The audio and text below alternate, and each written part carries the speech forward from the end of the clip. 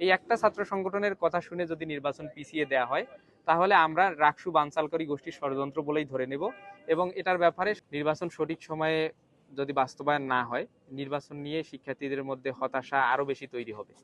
নির্বাচন সঠিক সময়ে বাস্তবায়ন করতে হবে।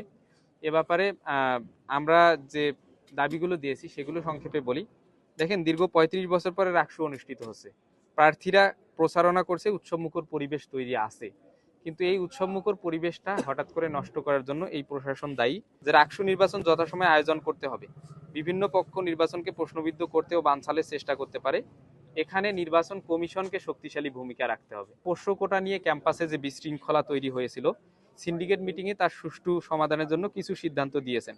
তার মধ্যে জাতীয়তাবাদী শিক্ষক ফোরাম হঠাৎ করেই শাটডাউন দিয়েছে। তাদের সাথে তাল মিলিয়ে নির্বাচন বানচালের পায়তারা চলে, যা কোনোভাবেই কাম্য নয়। তাদের দলীয় এজেন্ডা অর্থাৎ জাতীয়তাবাদী শিক্ষক ফোরামের দলীয় এজেন্ডাকে শিক্ষক ও স্টেকদের নামে চালিয়ে দেয়া কোনোভাবেই কাম্য নয়। ইতোপূর্বে নির্বাচন কমিশন বিভিন্ন কারণে একাধিকবার নির্বাচনের তারিখ পিছিয়েছেন।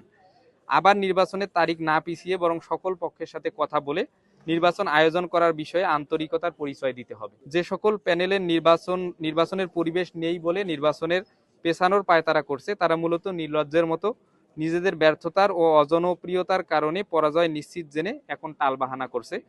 এসব হাস্যকর কার্যক্রম বন্ধ করার অনুরোধ করছি। সকল শিক্ষার্থীদের উপস্থিতি নিশ্চিত করতে হবে। শিক্ষার্থীদের উপস্থিতি নিশ্চিত করে যথাসময়ে নির্বাচন চাই। তারা কিন্তু বলে নাই নির্বাচন পিছিয়ে দেব।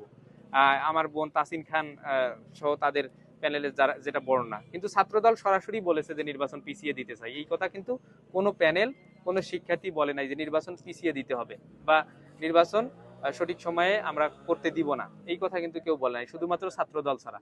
এই একটা ছাত্র সংগঠনের কথা শুনে যদি নির্বাচন পিছিয়ে দেওয়া হয় তাহলে আমরা রাকসু বানচালকারী গোষ্ঠীর ষড়যন্ত্র বলেই ধরে নেব এবং এটার ব্যাপারে সবাই মিলে সম্মিলিতভাবে, যারা নির্বাচন আমরা বাস্তবায়ন করার জন্য সদা তৎপর আছি, সবাই মিলে সম্মিলিতভাবে আমরা আমাদের কর্মসূচি ঘোষণা করব।